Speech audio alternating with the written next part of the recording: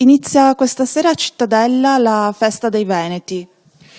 Sì, ed è un momento importante anche di sintesi, ovviamente a parte chi ama la nostra terra ci saranno anche varie associazioni, io stesso sono stato contattato da gruppi che vogliono partecipare, vogliono essere presenti, perché come dire, il tema dell'autonomia veneta ormai è un tema che è di dominio pubblico ed è un tema fortissimo sul nostro territorio. Sono 3 giorni dove ci saranno incontri, dibattiti, saranno presenti esponenti del giornalismo nazionale e si parlerà di autonomia del Veneto e del Veneto in rapporto al paese e di prospettive di questo Veneto che insomma un po' martoriato lo è.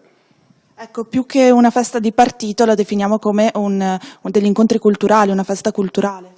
No, questa non è assolutamente una festa di partito, anzi è la festa dei Veneti, è la festa dei Veneti, dell'autonomia, dell'indipendenza, è la festa del referendum per l'indipendenza, di questo stiamo parlando.